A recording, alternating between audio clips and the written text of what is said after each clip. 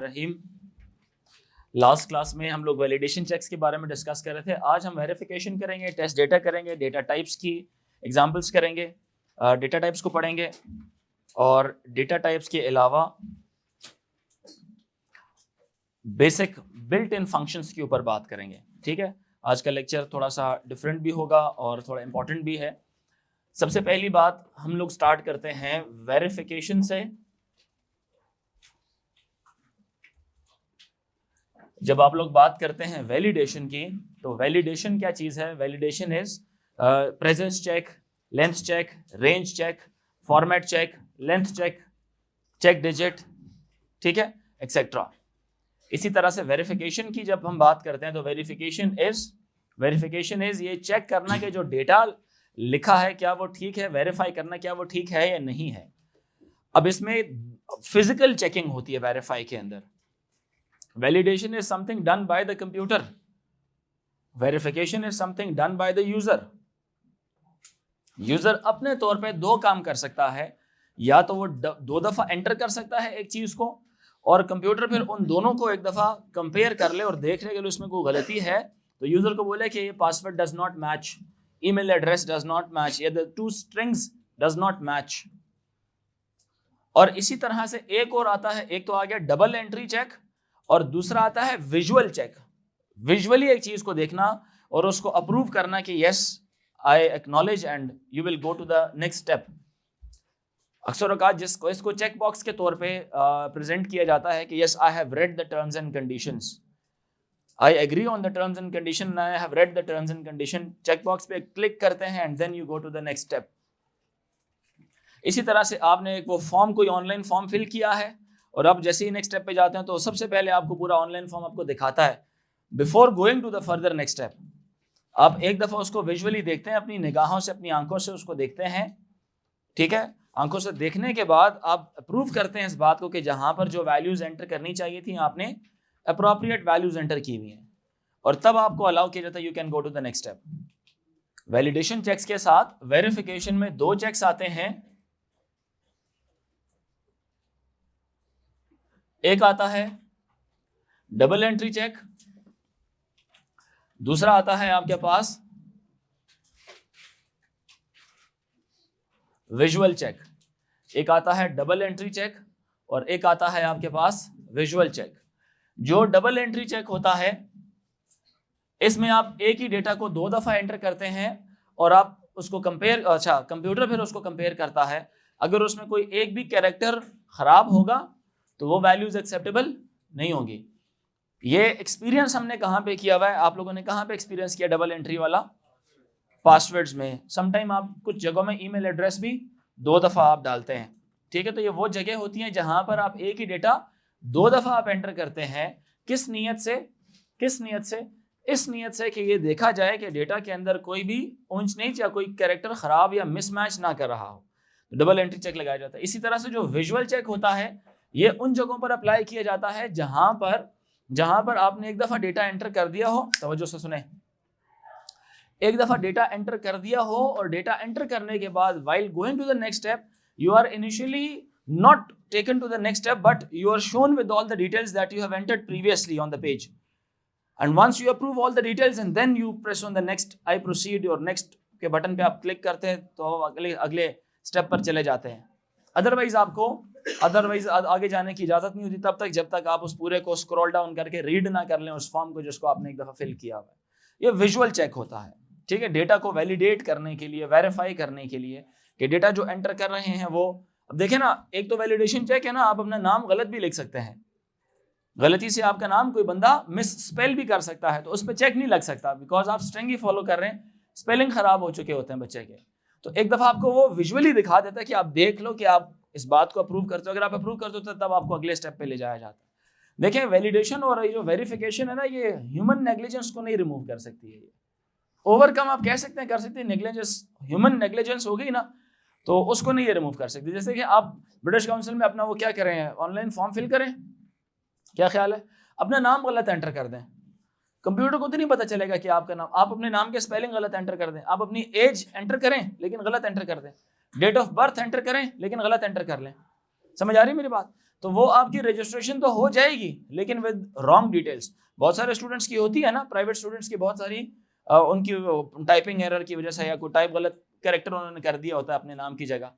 Clear हो रही मेरी बात की नहीं? तो उससे क्या होता है, फिर बच्चे को मतलब वो फिर रजिस्ट्रेशन हो जाती है लेकिन फिर आपको लंबा प्रोसेस फिर अप्लाई करना पड़ता है। तो इसलिए आगे हर अगले स्टेप पे जाने से पहले आपको विजुअली दिखाते हैं कि do you acknowledge all these details are correct. आप कहते हो yes correct, then you can go to the next step. ठीक है, तो ये विजुअल चेक के अंदर आ जाता है। ठीक होगी बात। अब जो एक और टॉपिक है वो है टेस्ट डेटा का। There is another topic that is test data. आपने लिखी है ये बातें सारी?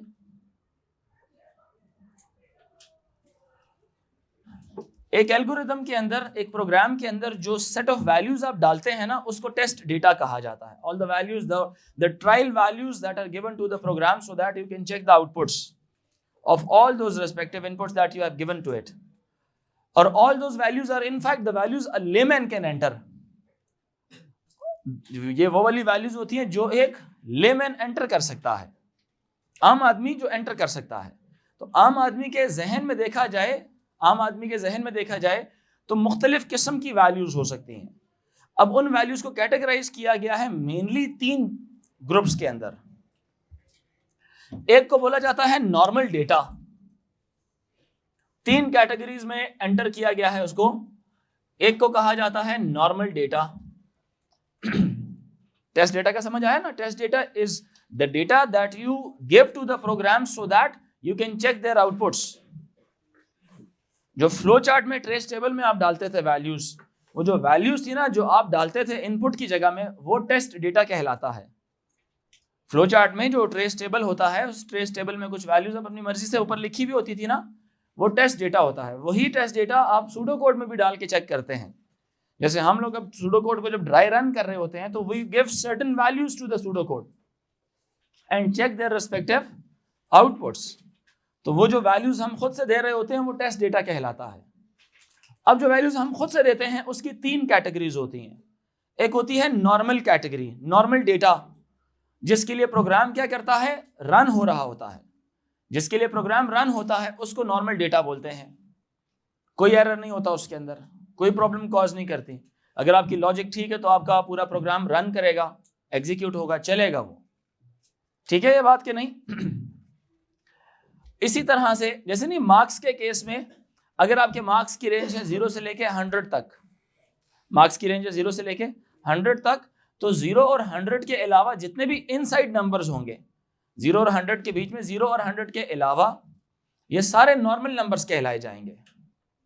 वेट जब आपने एंटर किया था, वेट में 10 kg से लेके 120 kg तक अंदर की जो सी वैल्यूज हैं वो सारी आपकी नॉर्मल वैल्यूज कहलाएंगी। The correct values, normal values क्या होती हैं? एक्सेप्टेबल वैल्यूज होती हैं, within the range, not including the boundaries but within the range. तो नॉर्मल डेटा क्या होता है? values within the acceptable range exclusive boundary values। exclusive मतलब boundary values are not included। ठीक है जी।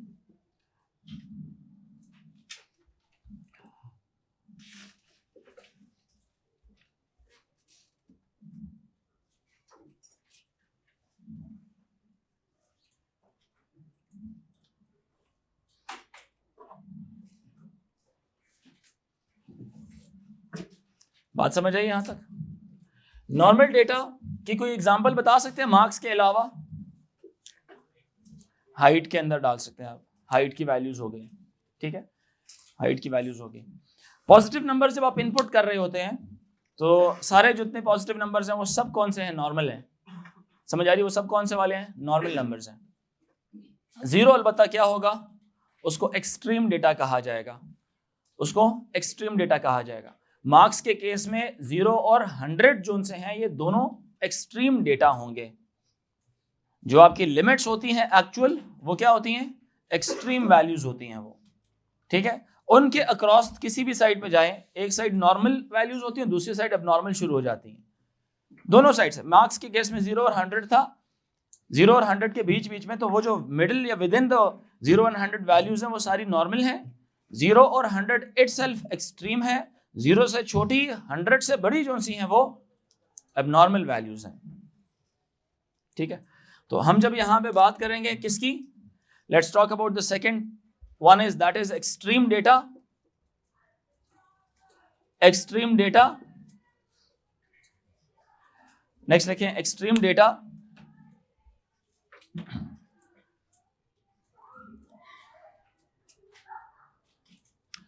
Extreme data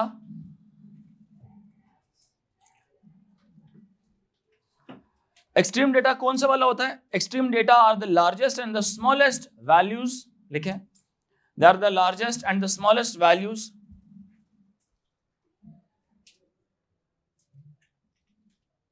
that normal data can take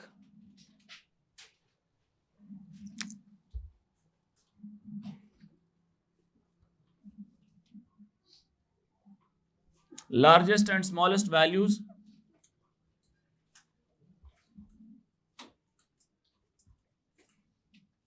that normal data can take या consider या accept.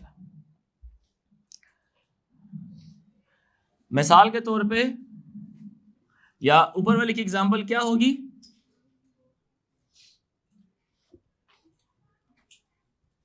Twenty 21 marks हो जाए, 59 हो जाए, 99 आउट ऑफ 100। ठीक है, इसकी अगर एग्जांपल लिखेंगे तो इसकी एग्जांपल्स क्या होंगी? मार्क्स के केस में 0 और 100, परसेंटेज भी होगी उस केस में भी क्या होगा? 0 एंड 100। समझ आ रही बात है कि नहीं?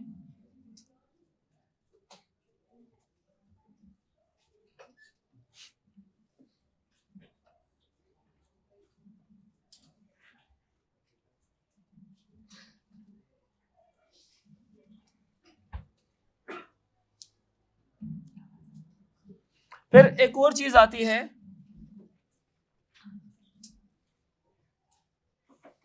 Boundary data. एक और चीज आती है बाउंड्री डेटा। अच्छा, एक्सट्रीम डेटा कौन सा वाला होता है? It is the largest and smallest value that normal data can consider.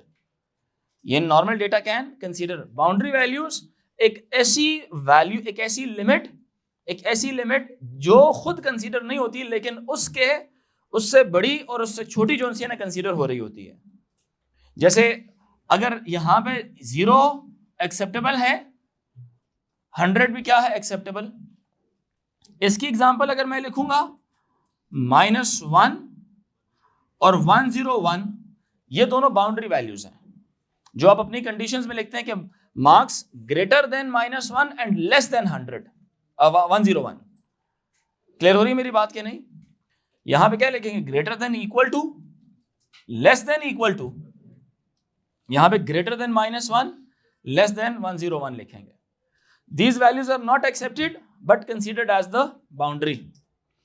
These are considered and the boundary. That is why they are also known as extreme values. Extreme values are always acceptable.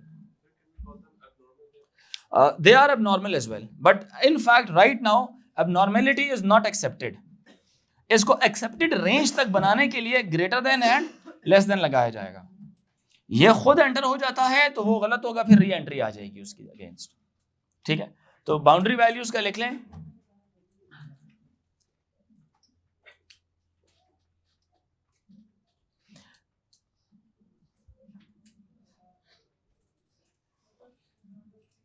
And sometime at each boundary, two values are required. At each boundary, two values are required. The one which is accepted and the other which is rejected. The one which is accepted and the one which is rejected. At each boundary, two values are required, 2 values are required, 1 value is accepted, 1 value is accepted, and the other value is rejected. In case of marks,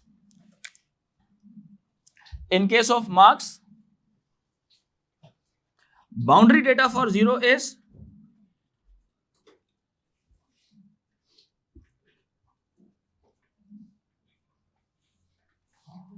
-1 and 0. Boundary data for 100 is 101 and 100.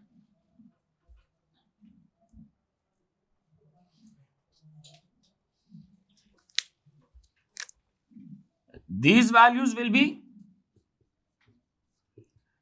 rejected and these values will be accepted. Whereas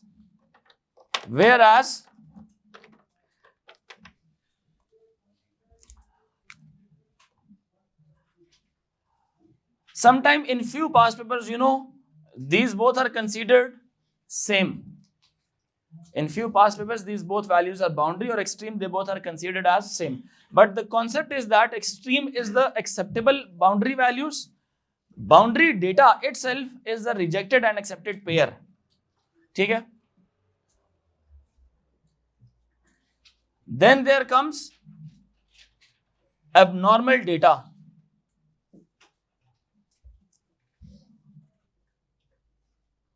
Then there comes abnormal data. ठीक है? Abnormal data वो वाला है जो outside the acceptable range, the values for which the data will not be considered as an input, which needs to be re-entered. And sometimes the data that does not match the data type of the variable. You enter a string inside an integer variable. You enter a string value inside an integer variable. num में आप alpha डाल दें, मतलब Alex डाल दें, num में Alex ALEX आप डाल दें. नेम किसी का किसी सम में डाल दें, नेम किसी का किसी इंटीजर वाले वेरिएबल में डाल दें. क्योंकि जब आप किसी वेरिएबल को इस्तेमाल करते हैं, you declare it's data type initially. तो अगर डेटा टाइप मैच ना करे तो वो किसी काम की नहीं होती, फिर वो एरर कॉज कर देते. तो एबनॉर्मल वैल्यूज कौन सी वैल्यू होती है, लिख लें अपने पास. एबनॉर्मल वैल्यूज कौन सी वैल्यू होती है? Those values for which solution does not work properly, those values for which the program does not work properly, those values for which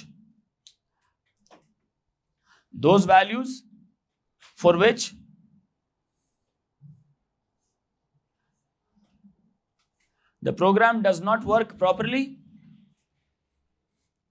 those values for which the program does not work properly, and these values are rejected, and these values are rejected, and these values are rejected. The user is asked to, sometimes the user is also asked to re-enter the data. Sometimes the user is asked to re-enter the data.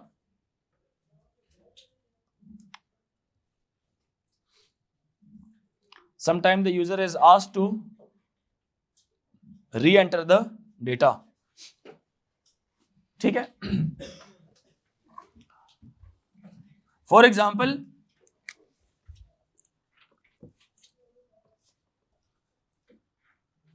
Marks के case में -50 अगर किसी ने enter कर दिया है, -50 enter कर दिया, it is wrong, invalid data है. ठीक है? Now it depends upon the programmer's logic. He would let go with the -50 or he will ask the user to re-enter the values. ठीक है? Depends on the logic. Marks में -50 हो गए, या अगर इसकी जगह किसी ने ऐसा कुछ वैल्यू लिख दी है FOUR, it is also wrong. 4 is correct marks, but the format of entry is not correct. Marks must be integer values, but something written over here is not integer, it is string, so it will also be rejected. Such abnormal data, this type of abnormal data, or sometime a value out of 100, if someone took 105 wrong values, समझ आ रही है कि नहीं आ रही? तो ऐसे abnormal data का एक और नाम भी है, sometimes people call it erroneous data.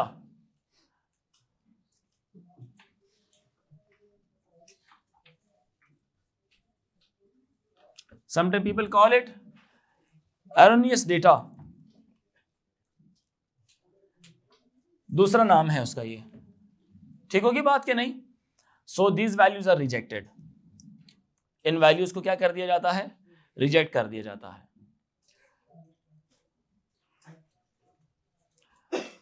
So हम इन वैल्यूज को इस्तेमाल कर सकते हैं अपने ड्राई रनिंग वाले प्रोसेस के अंदर. जब भी हम एक प्रोग्राम लिखते हैं तो उस प्रोग्राम के अंदर ना, हम जब एक प्रोग्राम लिखते हैं तो उस प्रोग्राम के अंदर हमें ये चेक भी करना होता है कि क्या मेरी लॉजिक ठीक है या नहीं, मेरी लॉजिक ठीक है या नहीं. तो हम अपनी लॉजिक को क्या करते हैं, फिर ऊपर टॉप से लेके बॉटम तक रन करते हैं एक दफा, taking some different random values. Sometimes we take the correct values, we ask somebody else to come and check the program, a person who knows the logics and who knows the programming concepts. Such as you ask me and sometime I ask you, tell me what type of data should we enter so that the program work properly or it does not work properly. आप random values बताते हो और we सी कि programme चल रहा है कि नहीं चल रहा है. लॉजिकली वो हर पाथ से टॉप से स्टार्ट होता है और बॉटम तक चला जाता है, टॉप से स्टार्ट होता है और बॉटम तक चला जाता है. बात समझ आ रही है? तो वो जो वैल्यूज हम डालते हैं ना उसके अंदर, उन वैल्यूज को टेस्ट डेटा कहा जाता है. उन वैल्यूज को क्या कहा जाता है? Test data. और जो टेबल होता है ना, जिस टेबल में हम वो सारी वैल्यूज और वेरिएबल के चेंजिंग उनके जो उनसे रिजल्ट्स होते हैं वो नोट डाउन कर रहे होते हैं, जितने भी वेरिएबल्स हैं, उस टेबल को ट्रेस टेबल कहा जाता है. टेबल को क्या कहते हैं हम लोग? ट्रेस टेबल बोलते हैं. उससे ये होता है कि हमें इफेक्ट नजर आ रहा होता है कि इनपुट वेरिएबल जब वैल्यू अपनी चेंज करता है या इनपुट वैल्यू चेंज होती है तो उससे कौन कौन से वाले वेरिएबल्स तब्दील होते हैं और फाइनली रिजल्ट्स क्या आते हैं. फाइनली रिजल्ट्स क्या आते हैं. तो ट्रेस टेबल एक अच्छा तरीका है किसी अपने प्रोग्राम को ड्राई रन करने का. हर एक इनपुट वैल्यू के अगेंस्ट चेक करना कि आउटपुट पर क्या चेंजिंग आ रही है, या वो जो वेरिएबल्स आपके पूरे प्रोग्राम में इस्तेमाल हो रहे हैं उनकी वैल्यूज कैसे चेंज हो रही हैं. Trace tables we did it in flow chart वाला पार्ट. ठीक है, trace table is already done. You want me to do it again, so we can do it. Tell me. अच्छा, इसके अंदर ना आप लोगों ने करना क्या है, 600 स्टूडेंट्स हैं और 4 सब्जेक्ट्स हैं. 600 स्टूडेंट्स हैं और 4 सब्जेक्ट्स हैं. बगैर अरे के करते हैं और फिर अरे के साथ करते हैं.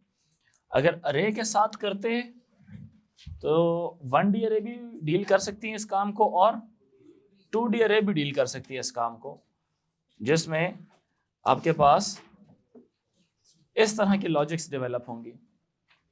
ये आपका पहले स्टूडेंट के आ जाएगा सारा सिस्टम, ये दूसरे स्टूडेंट का आ जाएगा, तीसरे स्टूडेंट का, एंड 600 स्टूडेंट का आ जाएगा ये. ठीक है, बगैर उसके करते हैं तो बगैर उसके करने के लिए आपको 2 तरह से कर सकते हैं. एक आप लगाएं loop for student is equals to 1 से लेकर कहां तक, 600 तक. स्टूडेंट इज इक्वल्स टू 1 से लेकर कहां तक, 600 तक. आप उस स्टूडेंट के पहले क्या एंटर करवाएं, ये वाले मार्क्स एंटर करवाएं. ठीक है, ये वाले क्या कराएं, मार्क्स एंटर करवाएं. ठीक होगी बात, समझ आ रही है मेरी बात. स्टूडेंट के ये वाले मार्क्स एंटर करवाएं और इसमें आप चला रहे हैं for subject is equal to 1 से लेकर कहां तक, 4 तक. 1 से लेकर 4 तक. यहां पे आप करवाएं उससे क्या चीज, input marks, assuming marks are correct. ठीक है, वो रिपीट अंटिल लगा के एज्यूमिंग मार्क्स आर करेक्ट. ये मार्क्स क्या हो जाए, sum is equal to sum plus marks के अंदर आएंगे। ये वाले कौन से मार्क्स होंगे? ये स्टूडेंट के मार्क्स होंगे।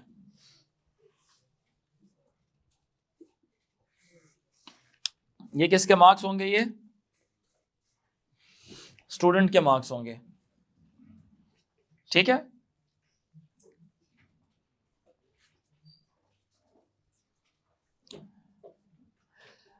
अच्छा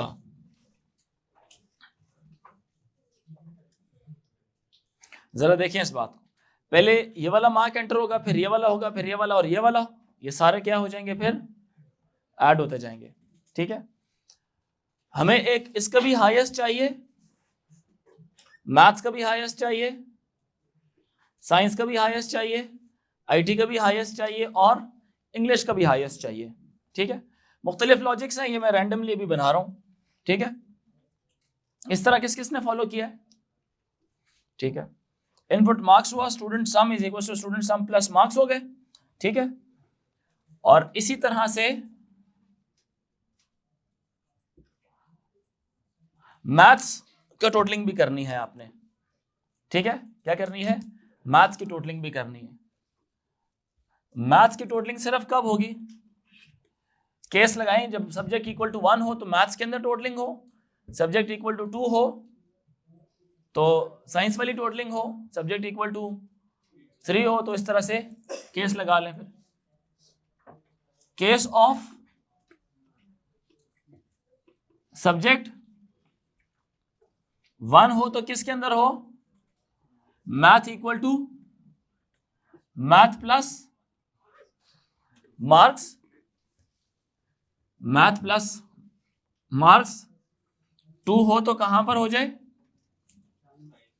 science is equals to science plus mark 3 हो तो क्या हो? IT is equals to IT plus. ये क्या हो रहा है? ये सब्जेक्ट वाइज टोटलिंग होगी, यानी कि जब आई की वैल्यू 1 होगी तो सिर्फ ये वाला टोटल होगा, जब आई की वैल्यू 2 होगी तो सिर्फ साइंस वाला टोटल होगा, और आई की वैल्यू जब 3 होगी तो सिर्फ आईटी होगा, और आई की वैल्यू 4 होगी तो English is equals to English plus mark. अगर ये अरे होती तो बहुत आसान हो जाता है, लेकिन अभी हम जानबूझ के अरे के बगैर हम करते हैं। ठीक है, ये बात क्या नहीं? ये वाला क्या करेगा? स्टूडेंट के मार्क्स को सम करेगा। क्या करेगा? ये स्टूडेंट के मार्क्स को सम करेगा। ठीक है, ये बात क्या नहीं? और ये किसके मार्क्स को सम करेगा? सब्जेक्ट के मार्क्स को।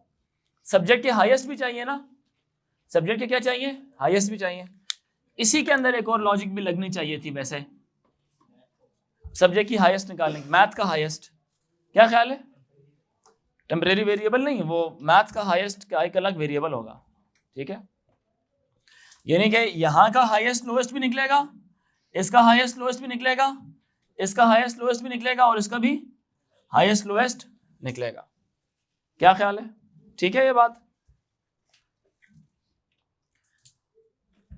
यहां पे आ जाएगी जी। If mark greater than maths high then क्या हो जाए? Math high is equals to mark. ठीक है जी,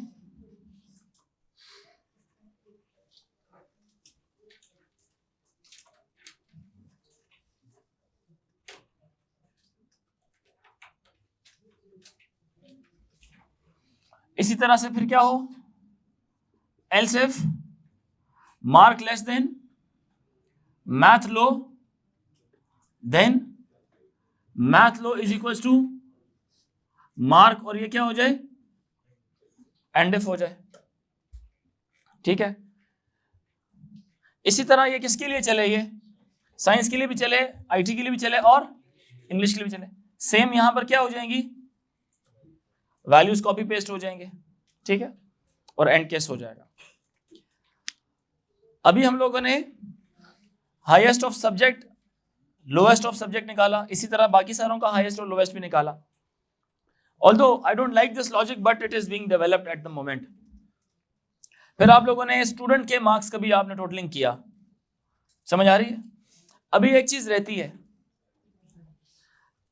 जब स्टूडेंट नंबर क्या था, 1 था, और स्टूडेंट नंबर क्या है 2 रे चलता जाएगा कहां तक, 6 तक चलेगा ये, और सब्जेक्ट जो है ना वो 4 तक चलेगा। तो सब्जेक्ट का लूप अभी एंटर करे जाएगा, पहले वैल्यूज क्या करे जाएगा, पहले एंटर करे जाएगा उससे। क्लियर हुई मेरी बात कि नहीं? एक तो अप्रोच तो ये वाली है कि डेटा कैसे प्रोसेस करवाया जाए, हॉरिजॉन्टली यूं प्रोसेस करवाया जाए। एक अप्रोच कैसी वाली है, वर्टिकल कॉलम्स पहले एंटर करवाए जाए उससे, फिर दूसरा कॉलम एंटर करवाया जाए, फिर तीसरा, फिर चौथा कॉलम एंटर करवाया जाए। ठीक है, फिलहाल हम हॉरिजॉन्टली पहले प्रोसेस कर रहे हैं चीजों को। तो पहले उसने मार्क्स एंटर किए, फिर उसने क्या किए, स्टूडेंट्स का उसका सम निकाला उसने। स्टूडेंट सम क्या करेगा, इन सारी वैल्यूज को ऐड करता रहेगा। ठीक है, इन सारी वैल्यूज को क्या करेगा, ऐड करेगा। इसका भी तो आपने हाईएस्ट निकालना था ना। अभी सबसे पहले क्या होगा, ये वाला लूप यहां पर आकर खत्म करेंगे, नेक्स्ट सब्जेक्ट क्या हो जाएगा, नेक्स्ट सब्जेक्ट। अब इसके पास क्या चीज पड़ी होगी नेक्स्ट सब्जेक्ट के बाद, इसके पास स्टूडेंट का सम पड़ा होगा। तो जब ये अभी किस लूप में चला गया होगा, ये पहले वाले में चला गया। सब्जेक्ट यहां पे क्या हो जाएगा इसका, गर्ल्स क्या हो जाएगा, सब्जेक्ट खत्म, क्या हो जाएगा, सब्जेक्ट खत्म। फिर किस लूप में आ जाएगा, स्टूडेंट वाले लूप में आएगा। किस लूप में आएगा, स्टूडेंट वाले लूप में आएगा। नेक्स्ट सब्जेक्ट करके फिर यहां पे आएंगे, चेक करेंगे, if student sum is greater than overall high, then क्या कर दो, overall high is equal to student sum. बात समझ आई? यानी कि इन सारे मार्क्स के जो सबसे हाईएस्ट होगा, इन सारे मार्क्स का इसका, और इन सारे मार्क्स का इसका, और इनका जो हाईएस्ट होगा वो हमारे पास किस वेरिएबल में आ जाएगा, ओवरऑल हाई में आ जाएगा। क्योंकि स्टूडेंट सम के पास क्या चीज पड़ी है, स्टूडेंट सम के पास क्या चीज पड़ी है, हाईएस्ट ऑफ किसका, मतलब सब्जेक्ट का या स्टूडेंट का, स्टूडेंट का। किसका, स्टूडेंट का। तो अब अगर स्टूडेंट का जितने भी मार्क्स थे वो सारे मार्क्स मिला के अगर ग्रेटर हैं ओवरऑल हाई से, ओवरऑल हाई को किसकी वैल्यू मिल जाएगी, उस स्टूडेंट की वैल्यू मिल जाएगी। समझ आई? और ये चलता रहेगा कब तक, 600 दफा चेक करेगा अपने आप को, 600 दफा क्या करेगा, चेक करता रहेगा। इसी तरह से क्या हो जाएगा, else if student sum is smaller than overall low, then overall low is equals to student sum, overall low is equals to student sum. अब इससे क्या होगा, इन तमाम मार्क्स ये वाले हो गए, या दूसरे स्टूडेंट के मार्क्स हो गए, या तीसरे स्टूडेंट के मार्क्स हो गए, या चौथे स्टूडेंट के मार्क्स हो गए, उन सारों में जो हाईएस्ट है और जो लोएस्ट है वो हमारे इन दो वेरिएबल्स के अंदर आकर क्या हो जाएंगे, स्टोर हो जाएंगे। क्या हो जाएंगे, आके स्टोर हो जाएंगे। बात समझ आ रही है सारों को कि नहीं? यहां पे आके क्या हो जाएंगे, ये स्टोर हो जाएंगे। Got it? सबको समझ आई? अच्छा, ये लोग क्या कर रहे थे, सब्जेक्ट की हाईएस्ट और सब्जेक्ट की लोएस्ट निकाल रहे थे। हर सब्जेक्ट की अलग हाईएस्ट और हर सब्जेक्ट की अलग लोएस्ट निकलेगी। ये क्या कर रहा था, ओवरऑल हाई और ओवरऑल लो निकाल रहा था। क्लियर हुई मेरी बात कि नहीं? नहीं समझ आई तो बताएं। मैथ क्या कर रहा है, सिंपल मैथ्स क्या करेगा, सिंपल मैथ्स क्या कर रहा है, इन सारों की क्या करेगा, टोटलिंग कर रहा है कि नहीं कर रहा, बताओ मुझे। क्योंकि जब आई सब्जेक्ट की वैल्यू 1 होगी, सिर्फ कौन अपडेट होगा, सब्जेक्ट की वैल्यू 1 कब होगी, जब पहला वाला ये होगा, मैथ होगा। और जब सब्जेक्ट की वैल्यू 2 हो जाएगी, यानी लूप में यहां पे जब 2 आ जाएगा, मार्क्स एंटर होंगे, स्टूडेंट के तो मार्क्स ऐड हो ही जा रहे हैं, स्टूडेंट के मार्क्स तो क्या हो रहे हैं, ऐड हो ही जा रहे हैं। लेकिन सब्जेक्ट क्या हो जाएगा उस वक्त, 2 हो जाएगा। किसके अंदर अपडेटिंग आएगी, अब साइंस के अंदर, फिर उसके बाद आईटी के अंदर, और फिर जब सब्जेक्ट 4 हो जाएगा तो इंग्लिश के अंदर आ जाएगी। ठीक है, यही मार्क्स जो है ना, ये हाईएस्ट एंड लोएस्ट भी निकालेंगे ये। जब 1 थी तो मैथ्स के हाईएस्ट लोएस्ट चेक होंगे, जब 2 है तो साइंस का हाईएस्ट लोएस्ट चेक होगा, जब 3 है तो आईटी का हाईएस्ट लोएस्ट, और 4 के लिए इंग्लिश का हाईएस्ट लोएस्ट चेक होगा। और जब यहां से बाहर आ जाएगा एंड केस से बाहर आ जाएगा, अभी ओवरऑल एवरेज भी निकालनी थी ना हमने, कि नहीं? तो हमें सम भी तो करना है, तो सम, ओवरऑल सम निकालेंगे यहां पर। Overall sum is equals to overall sum plus student का सम, क्योंकि स्टूडेंट ने किसकी वैल्यू सेव कर ली है? This value plus this value plus this value plus this value. समझ आ रही कि नहीं आ रही? समझ आ रही है ना? ओवरऑल सम, ओवरऑल एवरेज कैसे निकलेगी? सारी क्लास का जितने भी मार्क्स थे सबका टोटल कर लें और डिवाइड करेंगे हम फिर उसको, जितने भी मार्क्स उसमें एंटर हुए हैं। यानी फर्स्ट टाइम इसमें कितने मार्क्स ओवरऑल सम में आ रहे हैं? अभी पहले बच्चे के चारों मार्क्स इसमें आके सेव हो जाएंगे। सेकेंड टाइम क्या होगा? इसमें पहले बच्चे के मार्क्स सारे पड़े हुए, इसमें दूसरे बच्चे के सारे मार्क्स होंगे। समझ आई मेरी बात कि नहीं आई? क्लियर हुआ? इसी तरह से फिर जब दोबारा चलता रहेगा, ये तीसरे बच्चे के चारों मार्क्स इसमें पड़े हुए, इसमें क्या होंगे? पहले दो बच्चों के 4-4 मार्क्स। ठीक है बात? क्योंकि ये वेरिएबल कहां पे लिखा हुआ है? ये कहां लिखा हुआ था? इस 4 वाले लूप के अंदर। किस लूप के अंदर? 4 वाले लूप के अंदर। तो ये 4 मार्क्स इसके एंटर होंगे, तो ये 4 दफा क्या करेगा? ये 4 दफा क्या करेगा? ये टोटलिंग करेगा। 4 दफा क्या करेगा? टोटलिंग करेगा। 4 दफा क्या करेगा? टोटलिंग करेगा। फिर जब सब्जेक्ट का लूप खत्म हो जाएगा, सब्जेक्ट का लूप खत्म हो जाएगा, फिर जब दोबारा आएगा तो स्टूडेंट को क्या हो जाएगा? फिर अगला स्टूडेंट आ जाएगा। स्टूडेंट का इंडेक्स क्या हो जाएगा? फिर नेक्स्ट 1 के बजाय वो 2 हो जाएगा। समझ आ रही बात कि नहीं आ रही? और एक और चीज, जब यहां पे आएगा तो इसमें तो पहले से स्टूडेंट की वैल्यू पड़ी हुई होगी, है ना? इसमें तो पहले से क्या पड़ी हुई होगी? स्टूडेंट की वैल्यू। इसको तो दूसरे स्टूडेंट के नंबर सिर्फ ऐड करने चाहिए थे, तो इसको हर दफा स्टार्ट होने से पहले मैं क्या बोलूंगा? 0 बोलूंगा। ओवरऑल सम यहां पर 0 होगा, आउटसाइड एवरीथिंग, बट स्टूडेंट का सम हर दफा स्टार्ट होने से पहले 0 करेगा खुद को, और सारी प्रोसेसिंग करने के बाद अपनी वैल्यू किसको देता रहेगा? ओवरऑल सम को देके खुद फिर 0 से स्टार्ट होगा, ताकि अगले स्टूडेंट के सारे मार्क्स को क्या करे? वो सम अप करे, ऐड अप करे। लॉजिक्स क्या है देखे ना? देखने में तो आपको लग रहा है ना लोएस्ट निकालना है, हाईएस्ट और एवरेज निकालना है, लेकिन सब्जेक्ट्स कितने हैं? 4, तो 4 ऑल सब्जेक्ट्स का। फिर उसने ओवरऑल की भी बात की हुई है, ओवरऑल के लिए अलग लॉजिक है और हर सब्जेक्ट की अलग लॉजिक है। ठीक है? अगर हर सब्जेक्ट ना कहता, मतलब ओवरऑल ना कहता, तो हर सब्जेक्ट की एवरेज निकालते तो वेरिएबल्स की तादाद कम होती। ठीक है माहम? उसकी तादाद क्या होती? कम होती। क्लियर हुआ ये कि नहीं? अच्छा, यहां पे ओवरऑल सम भी निकाल लिया, ये एवरेज के लिए होगा। किसके लिए होगा? ये एवरेज के लिए होगा। अब यहां पर हम क्या कर लेंगे? लूप को खत्म कर देंगे। कौन से लूप को? स्टूडेंट वाले। अब ये स्टूडेंट फिर से किधर जाएगा? ऊपर जाएगा। किधर जाएगा?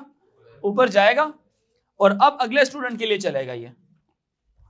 इसी तरह से जो वेरिएबल्स मैथ है वो भी 0 था, साइंस भी 0, आईटी भी 0, इंग्लिश भी 0। ठीक है? इनिशियलाइजेशंस में ये सारे क्या हो गए? 0 हो गए। अब आपके पास जब ये स्टूडेंट वाला लूप 600 दफा चल जाएगा, 600 दफा चल जाएगा, मैथ के पास किसकी वैल्यूज होंगी? सिर्फ मैथ्स के सारे वैल्यूज होंगी। साइंस के पास क्या होगी? सिर्फ सारी साइंस के सम होंगे। आईटी के पास आईटी का सम होगा, और इंग्लिश के पास इंग्लिश का सम होगा। ओवरऑल हाई के पास क्या होगा? किस बच्चे के मार्क्स ज्यादा थे, हॉरिजॉन्टली किसके हाईएस्ट मार्क्स थे, हॉरिजॉन्टली किसके लोएस्ट मार्क्स थे, वो इसके पास सेव होगा। ठीक है? सब्जेक्ट वाइज हाई लो किधर होगा? Respective, math high math low, English high English low, IT high IT low, science high and science low के अंदर सेव होगा। जब ये 600 दफा चल जाएगा तो अब आएगी एवरेज निकलने की बारी। सब्जेक्ट की एवरेज निकलेगी, एवरेज मैथ निकलेगी, एवरेज साइंस निकलेगी, एवरेज आईटी निकलेगी, एवरेज इंग्लिश निकलेगी, और क्या निकलेगी? एवरेज ओवरऑल निकलेगी। मैथ की एवरेज कैसे निकलेगी? मैथ का सम डिवाइडेड बाय 600 मार्क्स थे। एवरेज साइंस कितनी निकलेगी? साइंस के भी 600 नंबर थे। आईटी की कितनी निकलेगी?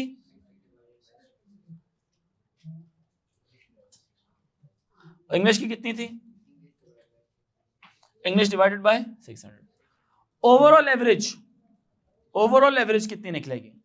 ओवरऑल एवरेज ये है कि चारों सब्जेक्ट की मिलाकर कितनी एवरेज निकलेगी। तो ये कौन से वेरिएबल में था? ओवरऑल सम में। और ओवरऑल सम में कितने नंबर्स ऐड हुए हैं इस वक्त? हाँ, गलती से 6 लिख दिया। ओवरऑल सम में कितने मार्क्स ऐड हुए हैं? 2400। तो ये किससे डिवाइड होगा? 2400 से डिवाइड होगा। किससे होगा ये? 2400 से डिवाइड होगा ये। बाकी हाईएस्ट ओवरऑल, लोएस्ट ओवरऑल में वैल्यूज ऑलरेडी पड़ी हुई है। आप सिर्फ क्या कर देंगे, इसको आउटपुट कर देंगे। क्या करेंगे? इसको आउटपुट कर देंगे। ठीक है ये बात कि नहीं? Output all values.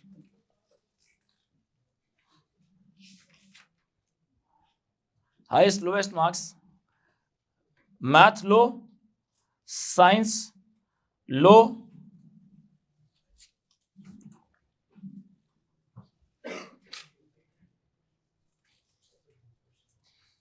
Science low, IT low,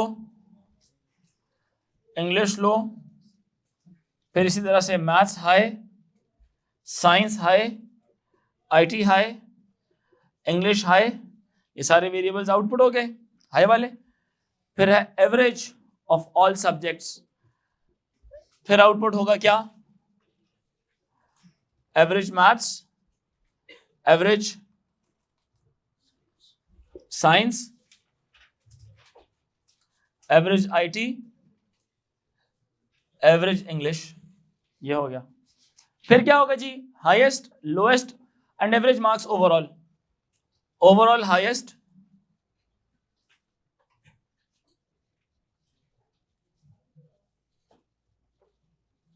overall high, overall low, and then average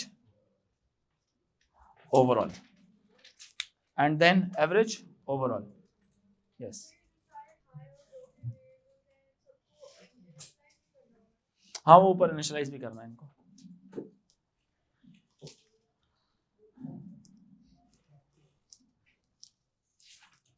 यहां तक क्लियर हो गया? ये तो था जी कॉन्सेप्ट हमारा विदाउट अरेज का। अगर हम विद अरेज करते हैं तो हमें किस तरह से आजादी मिल सकती है? 2 डायमेंशनल अरे के हिसाब से भी कर सकते हैं, 1D अरे के हिसाब से भी कर सकते हैं। मशवरा यह है कि 2D के हिसाब से करते हैं। 1D के हिसाब से करेंगे तो फिर बात इधर ही पहुंचेगी। ठीक है, all the variables value store कर रहे होंगे लेकिन बात इधर ही जाएगी। अगर हम इसको 2D अरे के कॉन्सेप्ट से करते हैं तो सबसे पहले क्या लगाएंगे? फॉर, ये स्टूडेंट ही रख लें। स्टूडेंट रखें, क्या रखें? स्टूडेंट नहीं रखते यार, आर एंड सी रख लेते हैं क्योंकि स्टूडेंट का नाम भी बड़ा, क्योंकि इंडेक्स में लिखना ना, स्टूडेंट एंड सब्जेक्ट नहीं लिखूंगा मैं, रो लिख लेता हूं। रो 1 से लेकर कहां तक? 600 तक। कॉलम कहां से कहां तक? 1 to 4 तक। और यहां पे क्या हो जाए? इनपुट मार्क ऑफ बच्चों आर कोमा सी हो जाएगा। इसको जरा अच्छे से समझिएगा। इनपुट क्या हो जाएगा? R comma C. फिर क्या होगा? दूसरे मार्क्स भी एंटर होंगे, फिर तीसरे होंगे, फिर चौथे होंगे। ठीक है कि नहीं? आपने क्या करनी है? स्टूडेंट की एवरेज निकालनी है ना, स्टूडेंट के मार्क्स निकालने हैं। जैसे आप हॉरिजॉन्टली निकाल रहे थे तो हॉरिजॉन्टल कितनी वैल्यूज निकलेंगी यहां पर? हाँ, ये कितने की अरे बननी चाहिए? 600 की अरे बननी चाहिए। 4 की नहीं, 600 की अरे बननी चाहिए। सब्जेक्ट की नहीं, ओवरऑल टोटल बच्चे के मार्क्स। एक बच्चे के टोटल मार्क्स कितने हैं, दूसरे बच्चे के कितने हैं, तीसरे के कितने हैं, तो जो 600th बच्चा है उसकी भी तो टोटल निकलेंगे ना। तो उसकी अरे कितने की होनी चाहिए? 600 की होनी चाहिए। क्या ख्याल है? तो उसके मार्क्स जब आप ऐड करेंगे तो आप लिखेंगे सम ऑफ आई लिखेंगे, सॉरी आर लिखेंगे या सी लिखेंगे? आर लिखेंगे, क्योंकि कितने सम बनेंगे? कितने सम बनेंगे? 600 कितने बनेंगे? 600 बनेंगे। समझ आ रही है कि नहीं? Sum of R is equal to, R मतलब रो, सी मतलब कॉलम, ठीक है, plus mark of R comma C हो जाएगा। ये क्लियर हुआ ये कि नहीं? सब्जेक्ट की भी तो निकालनी है ना, एवरेज सब्जेक्ट की भी निकालनी है, तो सब्जेक्ट का किस में टोटल रख लेते हैं? कितने सब्जेक्ट्स के टोटल बनेंगे? ऊंचा बोले 4। तो इसमें कौन सा इंडेक्स चलना चाहिए? सी का इंडेक्स चलना चाहिए। किसका index? Subject of C is equal to subject of C. समझ आ रही है गर्ल्स आप लोगों को? सब्जेक्ट के टोटल कितने होने चाहिए? 4। इसीलिए इसके इंडेक्स में क्या डाल दिया आपने? सी, क्योंकि सी का इंडेक्स कितनी दफा चल रहा है? 4 दफा, plus mark of R comma C. इसको जब ड्राई रन करेंगे तो ये पहले स्टूडेंट के मार्क्स के अंदर वैल्यूज ऐड होती रहेंगी बार बार, और ये क्या होगा? पहला मार्क्स जब आएंगे तो सिर्फ सब्जेक्ट ऑफ 1, दूसरे मार्क्स एंटर होंगे तो सब्जेक्ट ऑफ 2, तीसरे मार्क्स एंटर होंगे तो सब्जेक्ट ऑफ 3, चौथे मार्क्स एंटर होंगे तो subject of 4। This loop is for subjects and this is for students. पहला लूप इज फॉर स्टूडेंट्स, दूसरा लूप इज फॉर सब्जेक्ट्स। समझ आ रही है कि नहीं? तो सम ऑफ आर, आर कौन था? स्टूडेंट था। Sum of student is equal to sum of student plus marks. Sum of subject 1 is equal to sum of subject 1 plus marks. ठीक है, अभी हमने 2 चीजें अचीव कर ली हैं, हॉरिजॉन्टल सम भी अचीव कर रहे हैं और वर्टिकल सम भी अचीव कर रहे हैं। क्या ख्याल है? इसी तरह से मुझे बताएं, हायर, इस मैथ्स में भी एक हाईएस्ट और एक लोएस्ट निकलेगा, इधर भी एक हाईएस्ट एंड लोएस्ट निकलेगा। ठीक है, सारों का एक हाईएस्ट और एक लोएस्ट निकलेगा। क्लियर है ये बात कि नहीं? बताएं मुझे। ठीक है, और एक हॉरिजॉन्टली हाईएस्ट एंड लोएस्ट भी निकलेगा। क्या ख्याल है? एक हॉरिजॉन्टल भी क्या निकलेगा? हाईएस्ट एंड लोएस्ट निकलेगा। सब्जेक्ट का हाईएस्ट एंड लोएस्ट निकालना है। 4 हाईएस्ट निकलेंगे और 4 लोएस्ट निकलेंगे, तो यहां पे लगा देंगे if mark of R comma C is greater than high of, नहीं एक स्टूडेंट मतलब क्या करना चाह रहे हैं आप इसमें? पहले मुझे ये बताएं, हाई कौन सी निकालना चाह रहे हैं? कितने हाई निकलेंगे? 4 हाई निकलेंगे ना, मैथ्स का हाई अलग निकलेगा। इसी तरह से आप यहां पे क्या रख लें, कॉलम के हिसाब से नहीं चलाएंगे, ठीक है? पहले तो क्या चलेगा? हाई ऑफ 1, हाई ऑफ 1 मतलब represents math, high of 2 represents science का high, high of 3 represents IT का हाई, और हाई ऑफ 4 रिप्रेजेंट्स इंग्लिश का हाई। बात समझ आ रही है? तो ये 4 वेरिएबल्स आते हैं ना, तो 4 हाई निकलेंगे। तो इधर मुझे इंडेक्स 4 वाला लगाना चाहिए, 600 वाला लगाना चाहिए? 4 वाला लगाना चाहिए ना, इसलिए यहां पे क्या लिखेंगे आप? सी लिखेंगे। क्या लिखेंगे आप? सी लिखेंगे। तो ये क्या कर देगा? देन हाई ऑफ, इधर लिख देता हूं, high of C is equal to mark of R comma C. बात समझ आ रही है? हाई ऑफ सी बेसिकली कितने हैं हाई? 4 हाई हैं, इसलिए इसका जो इंडेक्स है वो क्या है? 4 वाला चल रहा है। 4 वाला इंडेक्स कौन था? कॉलम वाला, यानी कि इसका हाई अलग निकलेगा, इसका हाई अलग, इसका हाई और इसका हाई अलग। तो ये जो पहली लाइन है ये इनफैक्ट क्या कर रही है? 4 हाई निकलवाएगी ये। या तो हाई ऑफ 1 में एक वैल्यू हाईएस्ट पड़ी हुई होगी, हाई ऑफ 2 में सेकंड वाले कॉलम की हाईएस्ट पड़ी हुई होगी, हाईएस्ट ऑफ 3 में तीसरे वाले कॉलम की, और इस तरह चौथे वाले कॉलम की भी। और इसमें क्या कर देंगे साथ ही फिर?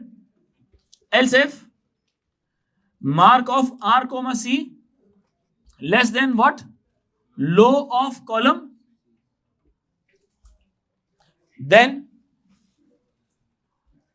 लो of C is equal to mark of R comma C, और यहां पे क्या करा लेंगे हम? End if. हर सब्जेक्ट की हाईएस्ट भी निकल आई और हर सब्जेक्ट की लोएस्ट भी निकल आई। यहां पे हम अपना ये वाला लूप क्या कर देंगे? फिनिश। ये वाला लूप हमारा क्या हो जाएगा? फिनिश। ठीक है, लूप रह कौन सा जाएगा? हाँ बताएं मुझे। आर वाला रह जाएगा। ओवरऑल सम हमें निकालना था ना, ओवरऑल सम तो खैर यहाँ पे निकल रहा है पहले से ही, ये वाला ओवरऑल सम निकल रहा है, ये सब्जेक्ट का सम निकल रहा है। हमें ओवरऑल चाहिए था, क्या नाम है उसका, ओवरऑल हाई चाहिए था हमें। क्या चाहिए था? ओवरऑल हाई चाहिए था।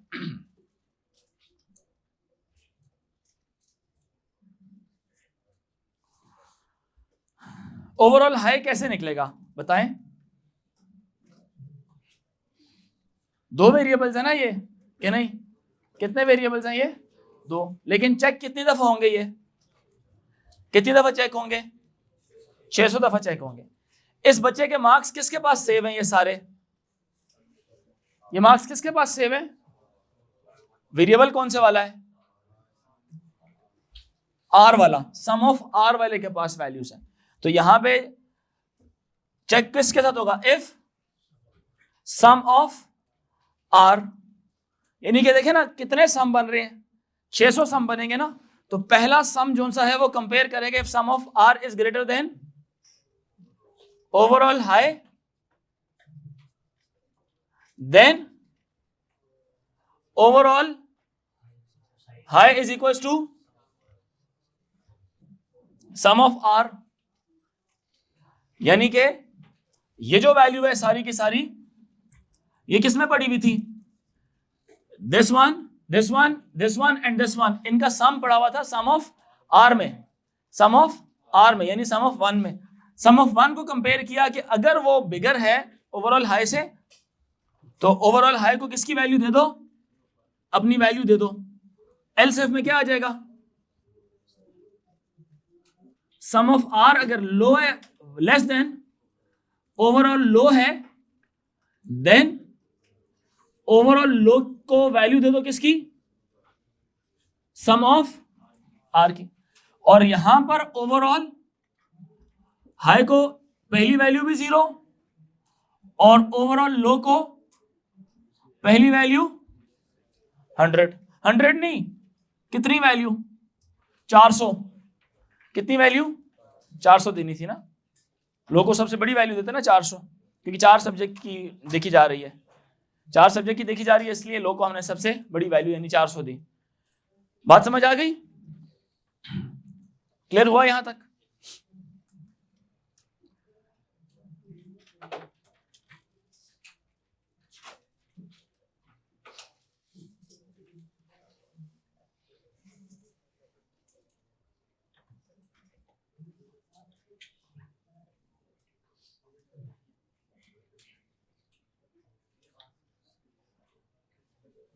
और यहां पर हमें इनिशियलाइज भी तो करना चाहिए था। सम ऑफ आर को पहली वैल्यू क्या देनी चाहिए थी? हमें 0 देनी चाहिए थी। जब सम ऑफ 1 होगा तो सम ऑफ 1 को पहली वैल्यू क्या मिलेगी? सम ऑफ 1 की वैल्यू 0 थी तो 0 में वैल्यू ऐड हो जाएगी। और जब ये अगली दफा आएगा तो आर की वैल्यू क्या हो जाएगी? आर की वैल्यू, आर तो इंडेक्स है ना, इंडेक्स की वैल्यू क्या हो जाएगी? 2। तो यह आ जाएगा सम ऑफ 2 इज इक्वल टू क्या हो जाएगा? यानी कि हम साथ साथ इनिशियलाइजेशंस भी कर रहे हैं। क्या कर रहे हैं? साथ साथ इनिशियलाइजेशंस भी कर रहे हैं। क्या ख्याल है? ठीक है, ये बात समझ आई बच्चों की? नहीं आई? ठीक है। और इसी तरह से ये वाला लूप यहां पर आके क्या हो जाएगा? नेक्स्ट ऑफ आर हो जाएगा, नेक्स्ट ऑफ आर। आखिर में सिर्फ आपने क्या करना है, जब ये लूप चल जाएगा तो you just need to what? You just need to output. अच्छा, एवरेज अभी निकलनी है। एवरेजेस भी कितनी निकलेंगी? मैथ्स की एवरेज अलग निकलेगी, ठीक है। For column is equal to 1 to 4, average of column is equal to sum of C divided by 100। ये कितनी एवरेजेस निकाल देगा? हाँ, 4 एवरेजेस निकाल देगा। और साथ ही यहां पे क्या कर लेगा? आउटपुट हाई ऑफ सी भी करेगा आउटपुट, और क्या करेगा? लो ऑफ लो ऑफ सी भी करेगा आउटपुट, ठीक है, और एवरेज ऑफ सी भी करेगा क्या, आउटपुट, ठीक है। और यहां पे ये क्या कर देगा, इसको नेक्स्ट सी कर देगा, क्या कर देगा, नेक्स्ट सी कर देगा। फिर इसके बाद क्या करेगा ये, अभी पहली लाइन तो पूरी हो गई, the first line is done, highest marks overall output overall high, overall high, overall low और एवरेज रह गई थी, तो एवरेज पहले निकाल लो, average overall is equals to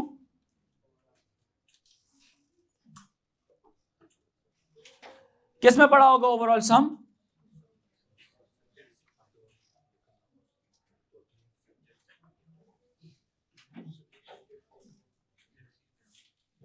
subject सी में होगा, हाँ सारे सब्जेक्ट्स को ऐड भी कर लें हम, फिर वो मैंने नहीं किया, यहां पर ऐड कर लें इसको, overall sum is equals to overall sum plus subject of C. पहले सब्जेक्ट ऑफ सी के अंदर टोटलिंग हो रही है और आखिर में मैंने सिर्फ 4 वैल्यूज को प्लस कर दिया। और यहां पर आप ओवरऑल एवरेज निकालने के लिए ओवरऑल सम डिवाइडेड बाय 2400 और आउटपुट एवरेज ओवरऑल, ऐसे कर देंगे इसको, ठीक है। ये बात